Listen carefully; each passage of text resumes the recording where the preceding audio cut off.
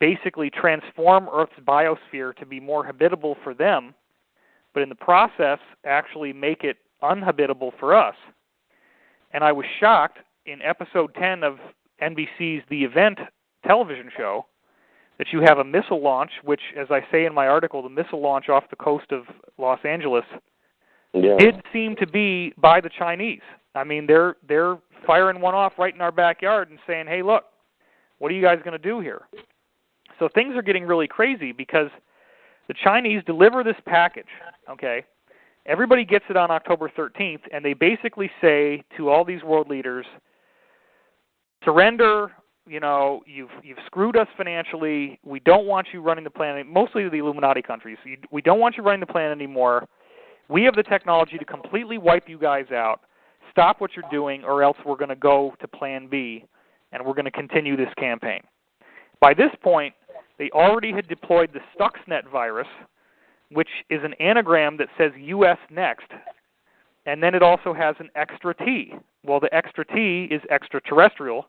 U.S. next means we're going to go after our enemies in China first, and of course 6 million computers go down in China, as well as 1,000 corporate firms. So that's why you can't just say, oh, the Red Chinese, oh, the Red Scare, oh, it's all communism and it's all this and it's all... No.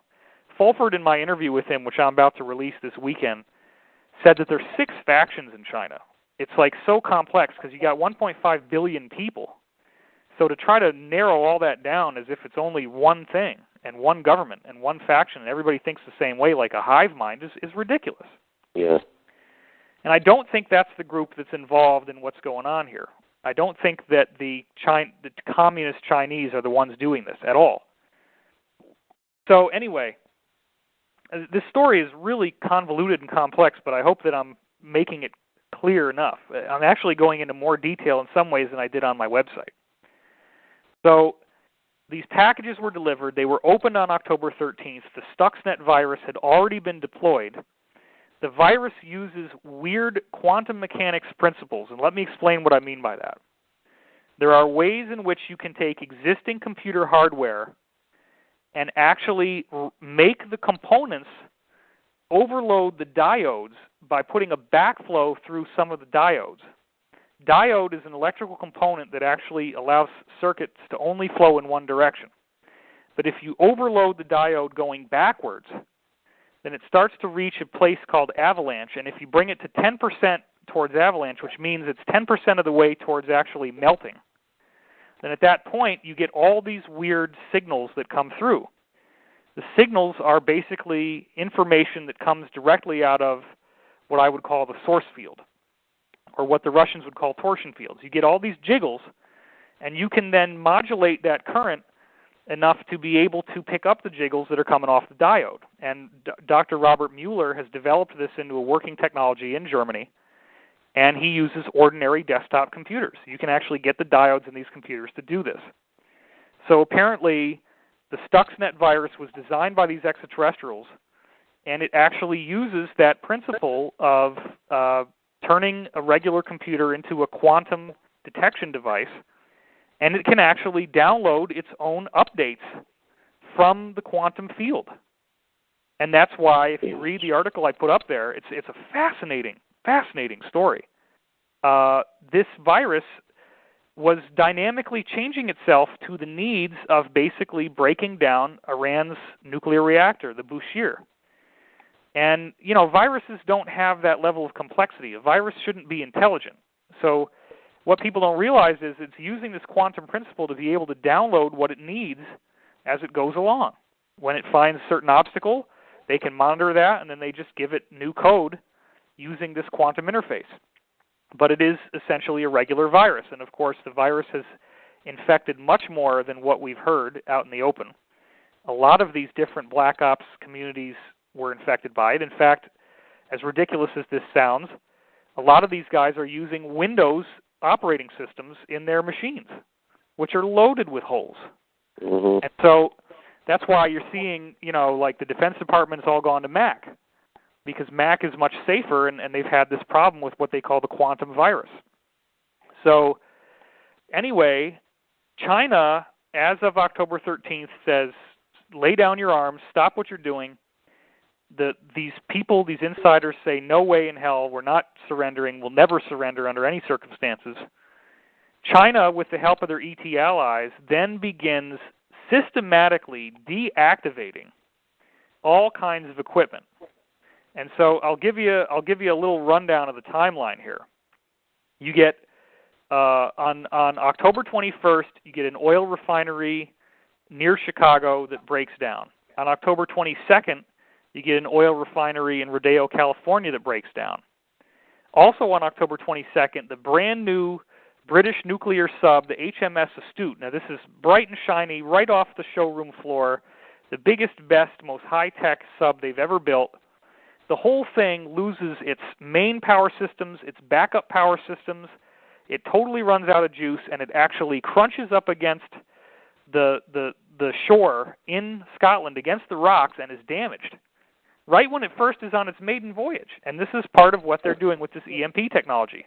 The very next day, October 23rd, fully 1/9 of the entire U.S.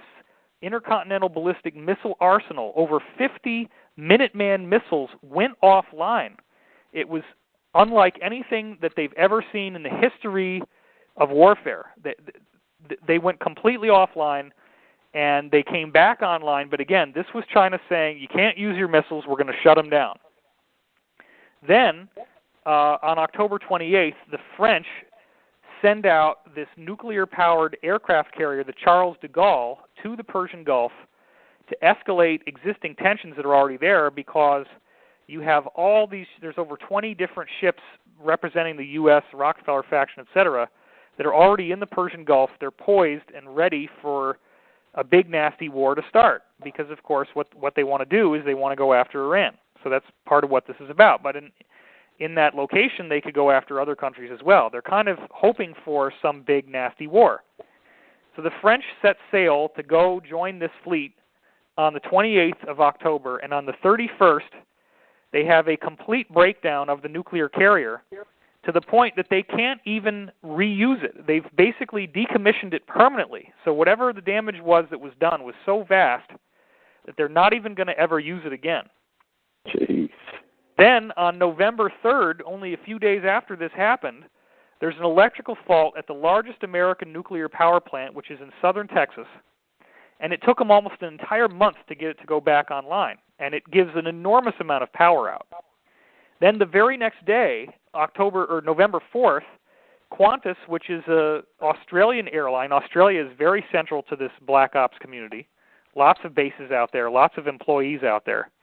Qantas has an engine fire in one of their planes flying over Indonesia, and they end up grounding all of these Airbus A380 planes. Yeah. It causes this massive problem.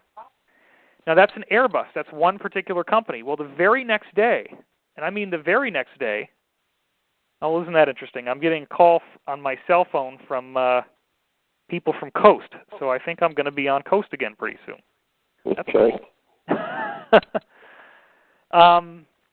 Anyway, the very next day, November the 5th, there is a Boeing 747, a completely different jet by a completely different manufacturer. The very next day, Qantas Airlines gets hit with an engine problem.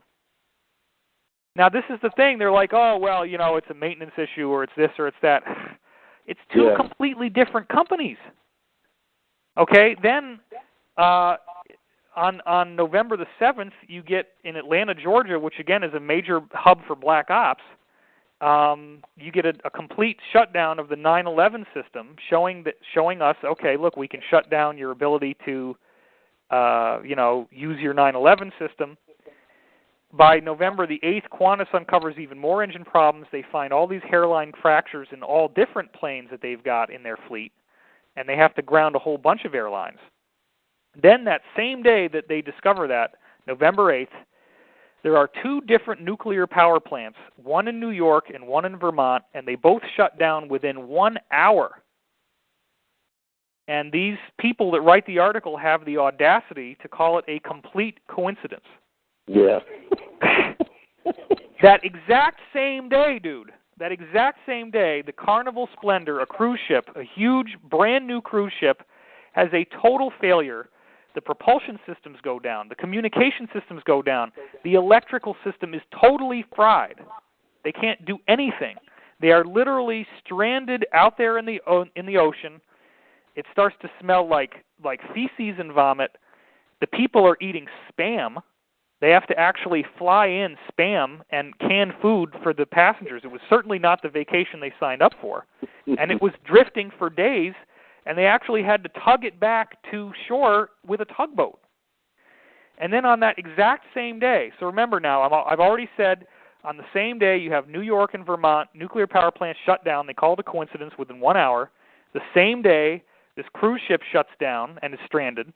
The same day, all of the Time Warner channels in Cleveland, Ohio shut down. Now, some people said it was only the first 15 channels, but other people said that it was all of them. For exactly 90 minutes, there was nothing Time Warner could do. It was a total freeze of every station, and interestingly enough, it happened during the exact time that George W. Bush was on for the first hour from 8 to 9 p.m., interviewed on NBC. Talking about his book, his new book. Yeah.